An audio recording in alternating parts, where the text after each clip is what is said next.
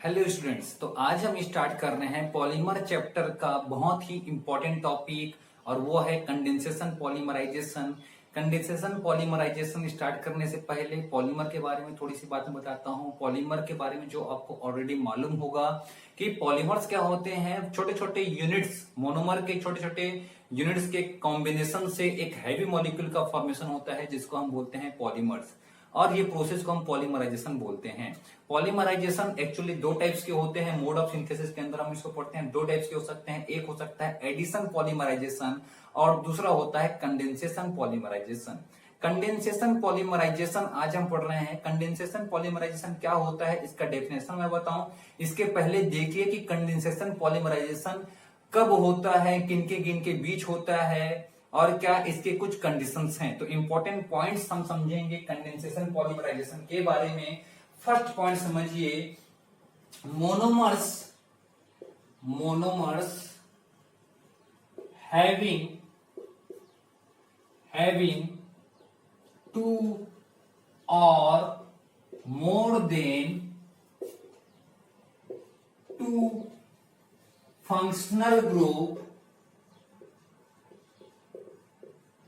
functional group takes participation in condensation polymerisation. मतलब condensation polymerisation हम कब बोलेंगे, जब मोनोमर के पास दो या दो से ज्यादा, two or more than two functional groups हो। किसी भी आपके मोनोमर में अगर टू फंक्शनल ग्रुप्स हैं या more than two functional groups हैं और वो आपस में कंबाइन हो रहे हैं तो वो एक कंडेंसेशन पॉलीमराइजेशन हो सकता है। इसलिए बोल रहा हूं क्योंकि सिर्फ यही एक कंडीशन नहीं है, हम कंडीशंस के बारे में पढ़ रहे हैं, इंपॉर्टेंट पॉइंट के बारे में पढ़ रहे हैं। इन कंडेंसेशन पॉलीमराइजेशन, तो कंडेंसेशन पॉलीमराइजेशन में कौन पार्टिसिपेट करता है, ऐसे मोनोमर्स पार्टिसिपेट करते हैं जिनमें टू या तो फिर more than two functional groups हो। ये फर्स्ट पॉइंट आप नोट करेंगे। ओके, ये हम क्या पढ़ रहे हैं, कंडीशंस या important point. When the monomers get combined to form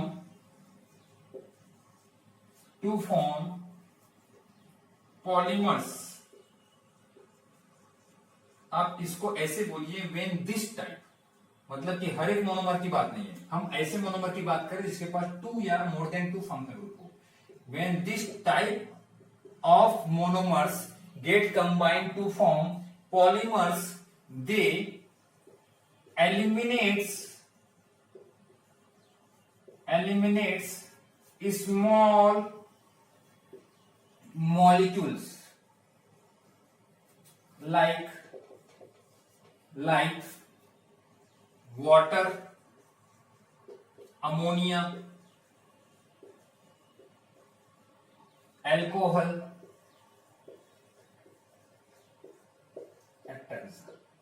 मतलब जब ये कंबाइन होंगे, अभी हम एग्जांपल से और अच्छे से समझेंगे। ओके, अभी तो पॉइंट्स लिखे आप। जब ये कंबाइन होंगे मोनोमर्स तो उनके कॉम्बिनेशन से जो बाई प्रोडक्ट बनेगा, स्मॉल मॉलिक्यूल्स यहां पर एलिमिनेट होंगे। वो क्या हो सकते हैं, वाटर हो सकता है, अमोनिया हो सकता है या तो फिर एल्कोहल हो सकता है। ठीक है, तो इस फॉर्म पे ये मोनोमर्स क्या होंगे, यहां से बाहर निकलेंगे। और एक पॉइंट है, important point, this polymerization happens, या completed लिखो, completed in some steps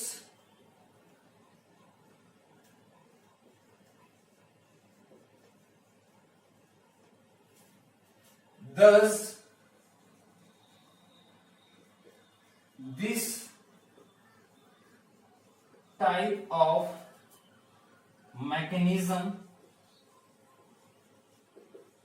मतलब जिस मैकेनिज्म से बन रहा है, दिस टाइप ऑफ मैकेनिज्म, या पॉलीमराइजेशन भी बोल सकते हो, दिस टाइप ऑफ मैकेनिज्म और पॉलीमराइजेशन इज नोन एज, बाकी पॉइंट मैं ऊपर लिखवा रहा हूं, इज नोन एज, यहां पर स्टेप ग्रोथ पॉलीमराइजेशन, स्टेप में होता है इसलिए हम इसको क्या बोलते हैं, स्टेप ग्रोथ पॉलीमराइजेशन भी बोलते हैं। ठीक है, तो ये 3 इंपॉर्टेंट पॉइंट्स हैं।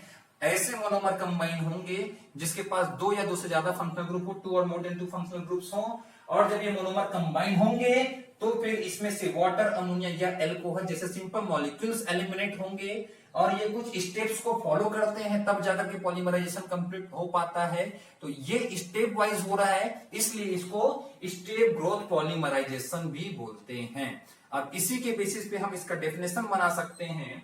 ठीक है, इसी के बेसिस पे हम इसका डेफिनेशन बना सकते हैं। अब डेफिनेशन बताइए कैसे लिख सकते हैं, हम ये सारे पॉइंट्स को आपस में मर्ज कर सकते हैं। ठीक है, when the monomers having 2 or more than 2 functional group get combined to form get combined to eliminate small molecules like water, ammonia, alcohol.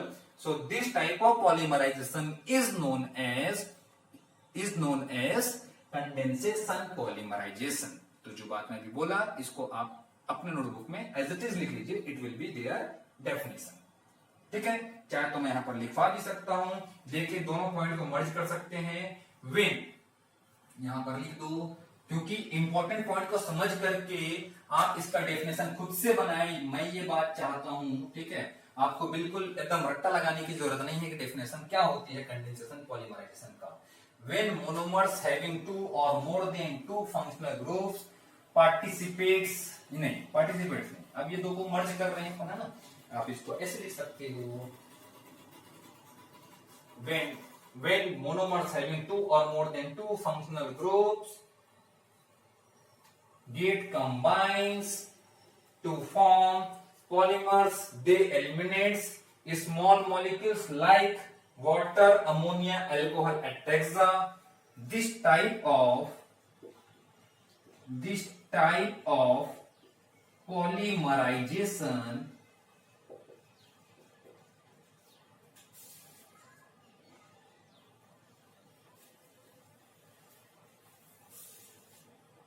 is known as condensation polymerisation. अब इसी को हम क्या बोलते हैं बेटा, कंडेंसेशन पॉलीमराइजेशन बोलते हैं। ठीक है, तो ये हो गया इसका डेफिनेशन। हम पहले इंपॉर्टेंट पॉइंट्स पढ़े और इंपॉर्टेंट पॉइंट्स को समझ करके इसका हम डेफिनेशन खुद से बनाएंगे। ठीक है, तो खुद से डेफिनेशन बनाने के लिए जाइए, समझने के बाद that is better than memorise the definition from the book, है ना। बुक से एकदम मेमोराइज करने की जरूरत से अच्छा है कि आप इसको समझिए और समझ करके आप इसको डेफिनेशन के फॉर्म पे चेंज कर दीजिए। ठीक है, चलिए ये हो गया। आप इसका स्क्रीनशॉट ले लीजिए। थोड़ा सा अजीब लग रहा है, ठीक है, ऐसा स्पेस अजीब लग रहा है, बट कोई बात नहीं, मैं आपको बता रहा हूं, मैं सिखा रहा हूं कि इंपॉर्टेंट पॉइंट को कंबाइन करके कैसे आप डेफिनेशन बनाओगे। तो ये भी आना चाहिए हमको। ठीक है, क्लास 12 में। ठीक, लिख लिया। आइए अब हम इसका एग्जाम्पल देखते हैं। इसका एग्जाम्पल ले लेते हैं, एग्जाम्पल से समझने की कोशिश करते हैं हम कंडेंसेशन पॉलीमराइजेशन को। इसका एग्जाम्पल है बेटा नायलॉन 66। आपने सुना होगा शायद नायलॉन 66। अभी नायलॉन 66 कैसे बनता है देखिए, इसके मोनोमर्स देखिए, कौन कौन से मोनोमर्स इसमें यूज होते हैं। ठीक है, इसमें 2 मोनोमर्स यूज होते हैं। फर्स्ट मोनोमर है जिसको हम बोलते हैं, फर्स्ट मोनोमर का नाम है हेक्सा मेथिलीन डाइएमीन। डाइएमीन मतलब कि यहां पर 2 टाइम्स NH2 ग्रुप होगा। ठीक है, ये हो गया NH2 और एक बार और मैं यहां पर NH2 बनाता हूं, 2 टाइम्स NH2, दोनों अनदर एंड में मैंने यहां पर लिख लिया। हेक्सामेथिलीन मतलब CH वाला जो ग्रुप है वो कितने टाइम्स होगा बेटा, 6 टाइम्स होगा। है ना। मेथ का वर्ड कब आता है, जब कार्बन की क्वांटिटी 1 हो, ठीक है। तो ये हेक्सा मतलब 6 टाइम्स हो जाएगा। देखिए समझते जाइए, CH C C C C 1 2 3 4 5 और 6 टाइम मैंने कार्बन बना दिया, ठीक है। तो इसको मैं हेक्सामेथिलीन बोल सकता हूं। अब इसको क्या करना, मेरे को वैलेंसी सेटिस्फाई करनी, इसलिए मैं हाइड्रोजन लगाऊंगा इसमें। तो इसको CH2, है ना, 2 बॉन्ड्स ऑलरेडी हैं, तो यहाँ पर कितने हाइड्रोजन आएंगे 2, यहाँ पर 2 बॉन्ड्स ऑलरेडी हैं, तो यहाँ पर कितना हाइड्रोजन जाएगा 2, 2 and 2 4, कार्बन की वैलेंसी कितनी होती है 4। तो ये कार्बन यहाँ पर 2 हाइड्रोजन, यहाँ पर भी 2 हाइड्रोजन, और यहाँ पर भी 2 हाइड्रोजन, यहाँ पर भी 2 हाइड्रोजन। तो ये है hexamethylene diamine. Hexamethylene diamine combine होता है किसके साथ बेटा, एडिपिक एसिड के साथ। दो यहाँ पर अलग अलग 2 डिफरेंट मोनोमर्स यूज होते हैं नायलॉन 6 के फॉर्मेशन में। एडिपिक एसिड देखिए क्या होता है इसका फॉर्मूला, इसमें CH2 जो है, जैसे यहाँ पर बीच में सेंटर पे CH2 ग्रुप्स हैं, ये CH2 यहाँ पर कितना टाइम्स होता है बेटा 4 टाइम्स होता है, और यहाँ के दोनों एंड पे, ओके, बोथ एंड पे COOH होगा। COOH मतलब कार्बोक्सिलिक ग्रुप, जिसको मैं ऐसे लिख सकता हूं COOH, और यहां पर भी कार्बोक्सिलिक ग्रुप होगा, जिसको मैं ऐसे यहां पर लिख सकता हूं COOH। तो कार्बोक्सिलिक ग्रुप दोनों साइड होता है, इसलिए ये एसिड है, कार्बोक्सिलिक एसिड से ही बना हुआ है ये, है ना। और यहां पर जैसे कि मैं फर्स्ट पॉइंट में आपको बताया था, कंडेंसेशन पॉलीमराइजेशन ऐसे मोनोमर्स में होता है जिसके पास 2 फंक्शनल ग्रुप्स हो या मोर देन 2 फंक्शनल ग्रुप्स हैं। यहां पर आप देख सकते हो कितने फंक्शनल ग्रुप है, 2 फंक्शनल ग्रुप, NH2 NH2, और इसके पास भी 2 फंक्शनल ग्रुप है, COOH COOH। तो जब 2 फंक्शनल ग्रुप होंगे तो फिर कंडेंसेशन पॉलीमराइजेशन हो सकता है वहां पर। अब ये दोनों आपस में कंबाइन होते हैं तो कैसे बाई प्रोडक्ट का फॉर्मेशन होता है, कैसे छोटे मॉलिक्यूल्स का एलिमिनेशन होता है, क्योंकि सेकंड पॉइंट हमारा क्या था कि कंडेंसेशन पॉलीमराइजेशन में स्मॉल मॉलिक्यूल्स का एलिमिनेशन होता है, वो देखते हैं। मैं ये दोनों को अब कंबाइन कर ला रहा हूं बेटा, यहां से मोनोमर्स को मैं इसको इरेज कर रहा हूं, ठीक है। अब देखिए कैसे ये कंबाइन होता है।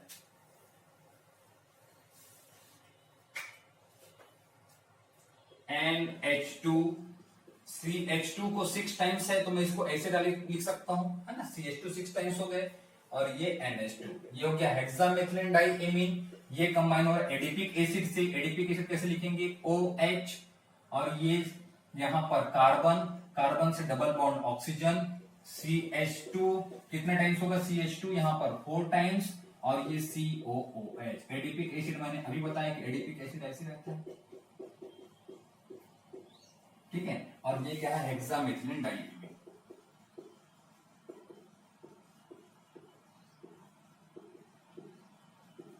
अब ये देखिए दोनों जब आपस में कंबाइन होंगे तो एलिमिनेशन किस चीज का होगा और कैसे होगा। क्या हो रहा है, इनके बीच पॉलीमराइजेशन हो रहा है। पॉलीमराइजेशन रिएक्शन पे यहां पर एक कंडेंसेशन पॉलीमराइजेशन हो रहा है, यहां पर ये दोनों मोनोमर्स, इस NH2 को मैं ऐसे लिख सकता हूं, ये एक हाइड्रोजन और ये दूसरा हाइड्रोजन, ठीक है। तो ये H इस OH के साथ यहां से वाटर का एलिमिनेशन करता है, और बाकी ये ग्रुप और ये ग्रुप आपस में ज्वाइन हो जाता है। ध्यान से देखिए, हेक्सामेथिलीन डाइएमीन से एक हाइड्रोजन H+ के फॉर्म पे जाएगा, और यहां से OH- के फॉर्म पे जाएगा। मतलब आप इस बॉक्स को ऐसे भी बना सकते हो, ये H को बिना इसके बनाइए, ऐसे बना लीजिए, कोई दिक्कत नहीं है, ठीक है। ऐसे बनाओगे तो कोई प्रॉब्लम नहीं है, ठीक है। आपको सिर्फ वाटर का एलिमिनेशन करना है, और यहां से आप इस OH को विथ बॉन्ड ले लीजिए। तो वाटर का फॉर्मेशन यहां पर होता है, एलिमिनेशन यहां पर होता है। ये फर्स्ट स्टेप हम पढ़ रहे हैं, और जो बाकी स्पीसीज बच गए वो आपस में कंबाइन हो जाएंगे। आपस में कंबाइन कीजिए, H2N, ये हो गया NH2, इसके साथ CH2 कितने टाइम्स है बेटा, 6 टाइम्स। CH2 है हमारे पास 6 टाइम्स, यहां पर ये 6 टाइम्स है, और इससे लगा हुआ ये नाइट्रोजन, नाइट्रोजन से 1 हाइड्रोजन अटैच्ड है, एक हाइड्रोजन यहां से बाहर चला गया। ये जो बॉन्ड है ये कार्बन के साथ बन जाता है, C डबल बॉन्ड O, और ये हो गया आपका CH2 ग्रुप जो कि 4 टाइम्स है, और ये C डबल बॉन्ड OOH। तो इस तरीके से जब 2 मोनोमर्स आपस में कंबाइन होंगे जिसके पास 2 और मोर देन 2 फंक्शनल ग्रुप्स हों, तब साइड प्रोडक्ट के फॉर्म में कुछ स्मॉल मॉलिक्यूल्स यहां से एलिमिनेट होते हैं, ठीक है।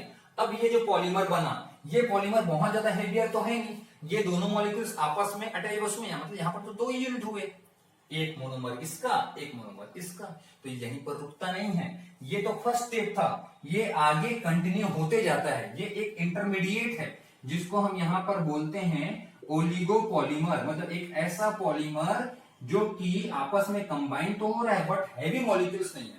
ये दो मोनोमर के आपस में कॉम्बिनेशन से बना है बट इसका मॉलिक्यूलर मास बहुत ज्यादा नहीं है, ये आगे और कंबाइंड होते हैं। तो ये ओलिगोपॉलीमर्स हैं जो एक इंटरमीडिएट है इस पॉलीमराइजेशन में, ठीक है। ये फर्स्ट स्टेप में हुआ। अब देखो सेकंड स्टेप में क्या होगा। सेकंड स्टेप में क्या हो सकता है कि ये जो आपका ओलिगोपॉलीमर बना, ये जो इंटरमीडिएट बना, उसको मैं यहां पर फिर से ड्रॉ करता हूं तो समझ में आएगा। तब तक आप भी ड्रॉ करते चलिए ऊपर का ऊपर अभी तक मैंने जितना लिखा है, इसके बाद ये आपको समझ में अभी आ जाएगा जब मैं आपको एक्सप्लेन करूं। इसको फिर से रिपीट लीजिए। सेकंड स्टेप हम पढ़ रहे हैं,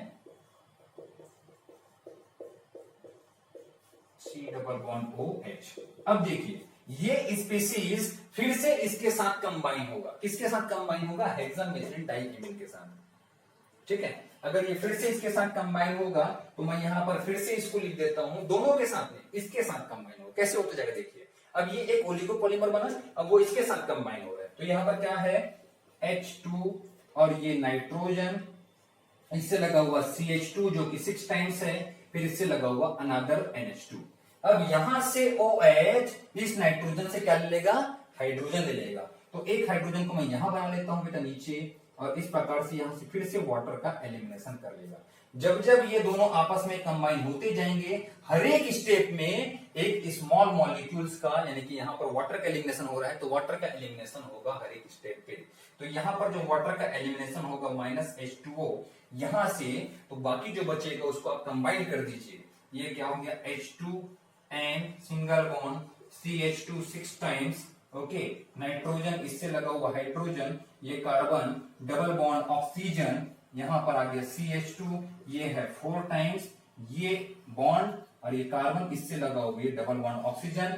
अब ये डायरेक्टली वाटर तो यहां से बाहर आ गया, तो ये कार्बन किससे बॉन्ड बनाएगा? इस नाइट्रोजन से बॉन्ड बनाएगा। ये बॉन्ड बनाएगा नाइट्रोजन से, नाइट्रोजन में ये हाइड्रोजन लगा हुआ है और ये इसके साथ CH2 जो कि है 6 टाइम्स, और ये हो गया NH2। अब ये वापस एक ओलिगोपॉलीमर ही है, फिर से ये इंटरमीडिएट, ये आगे थर्ड स्टेप में जाएगा। मतलब ये फिर से अब किसी इंटरमीडिएट कोई भी एक मोनोमर से कंबाइन होगा। अब कौन से मोनोमर से कंबाइन होगा? अब ये एडिपिक एसिड से कंबाइन होगा। कैसे कंबाइन, मैं ये बोल रहा हूं। पहले यहां पर बोला कि हेक्सामेथिलीन डाइइमीन से होगा, ये हेक्सामेथिलीन डाइइमीन से मैंने कंबाइन किया। अब बोल रहा हूं कि इस स्टेप में ओलिगोपॉलीमर इससे कंबाइन होगा। ये आपको देखना है कि इस ओलिगोपॉलीमर में लास्ट में कौन सा फंक्शनल ग्रुप है, और ऐसा भी नहीं कि इसी एंड से वो कंबाइन होगा, वो इस एंड से भी कंबाइन हो सकता है, ठीक है। तो ये NH2 जो है, NH2 ग्रुप हमेशा COH ग्रुप वाले से, मतलब एडिपिक एसिड से कंबाइन होगा, और एडिपिक एसिड हमेशा, ये एडिपिक एसिड था ना यहाँ पर COH कार्बोक्सिलिक ग्रुप, वो हमेशा किससे कंबाइन होगा? हेक्सामेथिलीन डाइइमीन से कंबाइन होगा, मतलब अपोजिट सेकंड मोनोमर से कंबाइन होगा। इस बात को ध्यान रखेंगे। तो यहाँ पर NH2 है, NH2 के साथ कंबाइन नहीं होगा, वो कंबाइन होगा COH के साथ, मतलब कि एडिपिक एसिड यहाँ पर अब यूज होगा। तो थर्ड स्टेप और बना सकते हो, तो और हैवी पॉलीमर आपको मिलते जाएगा। थर्ड स्टेप भी मैं यहाँ पर बता देता हूं, जिससे फिर आपका कॉन्सेप्ट और अच्छे से क्लियर हो जाएगा, ठीक है। एक स्टेप और चलते हैं, एक स्टेप और चलते हैं। मैं इसको बना लिया H2N CH2 6 टाइम्स NH2, और ये सॉरी NH2 नहीं है, ये हो गया NH। अब इसके बाद ये C डबल बॉन्ड O, इससे लगा हुआ CH2, ये है 4 टाइम्स, और ये C डबल बॉन्ड O, और ये NH, इससे लगे हुए CH2, ये है 6 टाइम्स, और ये लगा हुआ NH2। तो ये अब आगे वापस एडिपिक एसिड से कंबाइन हो सकता है। ये OH, ऐसे लिखें OH, ये कार्बन डबल बॉन्ड ऑक्सीजन, और यहां पर CH2 रहेगा कितने टाइम्स बेटा? ये रहेगा 4 टाइम्स, और इससे लगा हुआ है यहां पर C डबल बॉन्ड OH। इसको मैं फिर से लिख लेता हूं, अदरवाइज कुछ कमेंट्स आ जाएंगे मस्त प्यारे प्यारे, है ना। NH2 यहां पर लिखिए C डबल बॉन्ड O, यहां पर OH, CH2 यहां पर 4 टाइम्स, और ये हो गया C डबल बॉन्ड O और ये OH। ठीक है बेटा, तो ये एडिपिक एसिड के साथ कंबाइन होगा, फिर से वही चीज होगा, यहां से हाइड्रोजन बाहर निकलेगा, यहां से हाइड्रोजन और यहां से OH, तो ये ऐसे कंबाइन होगा किसके साथ में, इस हाइड्रोजन के साथ में, और फाइनली आपको ये दोनों यूनिट फिर से कंबाइन हो जाएंगे, H2 and CH2 whole 6 NH C double bond O CH2 4 times C double bond O NH CH2 6 times NH, इसके साथ C double bond O CH2 ये 4 टाइम्स और C डबल बॉन्ड O और ये OH। तो इस तरीके से ये आपस में कंबाइन होते जाएगा, और ये ओलिगोपॉलीमर बार बार रिपीट हो के ये स्टेप बार बार रिपीट होते एक बिग पॉलीमर का फॉर्मेशन करेगा, जिसको हम नायलॉन 66 बोलते हैं। अब समझिए कि इसको नायलॉन 66 क्यों बोलते हैं, ये स्टेप से ये एरो मार्क में लगाया था, इसको नायलॉन 66 क्यों बोलते हैं। जब ये यूनिट और ये यूनिट, मतलब कि एक हेक्सामेथिलीन डाइएमीन और दूसरा कौन सा यूनिट कंबाइन हुआ था, दूसरा हमारा यूनिट कंबाइन हुआ एडिपिक एसिड, तो दोनों ही यूनिट में देखिए नंबर ऑफ कार्बन 6 टाइम है, यहां पर देखो 6 टाइम कार्बन है, और यहां पर देखिए एक कार्बन इसका एडिपिक एसिड का, और 4 कार्बन किसका है बेटा, CH2 का है, और एक कार्बन और है किसका, COOH का।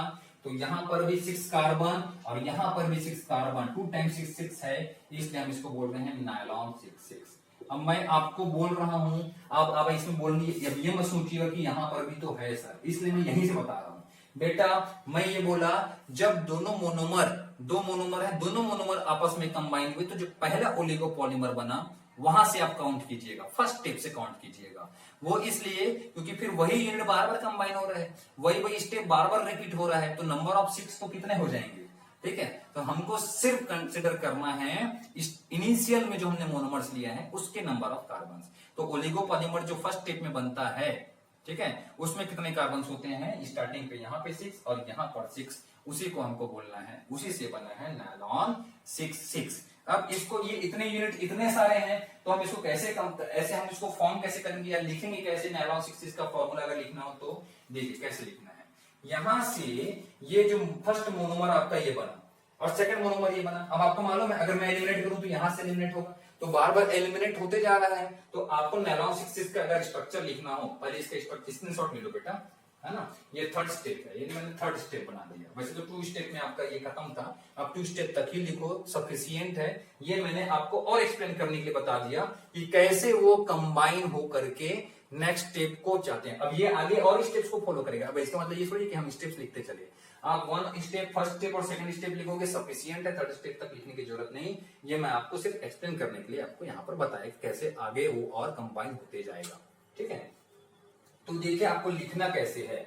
जब ये यूनिट आपस में कंबाइन हुआ, ये NH2 CH2 6NH, ये H के साथ यहाँ पर क्या है बेटा, हाइड्रोजन है, ठीक है, और यहाँ पर क्या था, OH था। फर्स्ट स्टेप में आ जाओ, मैं बता रहा हूँ फर्स्ट स्टेप आपको। यहाँ पर CH2 कितने टाइम्स है, यहाँ CH2 4 टाइम्स है, ठीक है, और यहाँ पर COOH है, ठीक है। फर्स्ट ओलिगोपॉलीमर बना, उसके बाद तो स्टेप बार बार रिपीट हो रहा है, फर्स्ट स्टेप ही सबसे मेन है जो हमको समझना है, ठीक है। तो फर्स्ट स्टेप से ही आप इसके पॉलीमर का स्ट्रक्चर लिख सकते हो। मैं पॉलीमर का स्ट्रक्चर कैसे लिखना है मैं ये बताना चाह रहा हूं आपको, ठीक है। देखिए यहां से ये दोनों जब कंबाइन हुए तो ये हाइड्रोजन इस OH के साथ में क्या बना लिया बेटा, वाटर का फॉर्मेशन करके बाहर निकल गया। तो आपने क्या लिखा, H2 and CH2 6 times NH, ठीक है, और ये H तो बाहर चला गया, यहां से -H2 में लिख दूं, और ये हो गया C double bond O single bond CH2, ये है 4 टाइम्स, और ये C डबल बॉन्ड O और ये OH ऐसे कंबाइन हुए हैं। अब आपको मालूम है कि ये COOH हमेशा यहां से OH को एलिमिनेट करेगा, तो ये OH को बाहर कीजिए और यहां पर ब्रैकेट लगा दीजिए, और वैसे ही यहां से हाइड्रोजन मिलेगा, तो यहां से हाइड्रोजन मिलेगा तो एक हाइड्रोजन इसके पास बचेगा, तो आप एक हाइड्रोजन यहां लिखिए और इसको ऐसे आप एक एरो मार्क दे दीजिए जो कि आगे बॉन्ड फॉर्मेशन करेगा। यह हाइड्रोजन यहां लगा दीजिए, ये आगे बॉन्ड फॉर्म करने को जाएगा और यहां पर ब्रैकेट लगा दीजिए और बाहर लिखिए n नंबर ऑफ मॉलिक्यूल्स। इसके सामने भी n आ जाएगा और इसके सामने भी n आ जाएगा। तो n number of molecule hexamethylene diamine के, n number of molecules adipic acid के आपस में पॉलीमराइज हुए और इनके बीच क्या हुआ बेटा, कंडेंसेशन पॉलीमराइजेशन हुआ और आपको मिला क्या, नायलॉन 6,6 मिला। ठीक है, तो इसको आप नोट कीजिए। ठीक है बेटा, तो ये था कंडेंसेशन पॉलीमराइजेशन। कंडेंसेशन पॉलीमराइजेशन को आगे हम और भी बहुत सारे एग्जांपल्स पढ़ेंगे। ये था एक्चुअली मैकेनिज्म की कंडेंसेशन पॉलीमराइजेशन में होता क्या है। इसके अलावा जितने भी एग्जांपल्स हैं वो एग्जांपल्स में हम उतने ज्यादा मैकेनिज्म्स पे फोकस नहीं करेंगे, उसको बनाते कैसे हैं उसके कंडीशंस पे हम देखेंगे और उसके यूजेस क्या है वो देखेंगे हम और दूसरे भी वीडियोस में। ठीक है, तब तक आप पढ़ाई करते रहिए और प्लीज अगर चैनल सब्सक्राइब नहीं किया तो चैनल सब्सक्राइब कर लीजिए ताकि आपको और भी जब मैं वीडियोस अपलोड करूं तो उसकी नॉलेज आपको आपके चैनल पे आप उसका नोटिफिकेशन आपको आपके मोबाइल स्क्रीन पे मिल जाए। इसके लिए आप प्लीज चैनल को सब्सक्राइब करें। Thank you so much.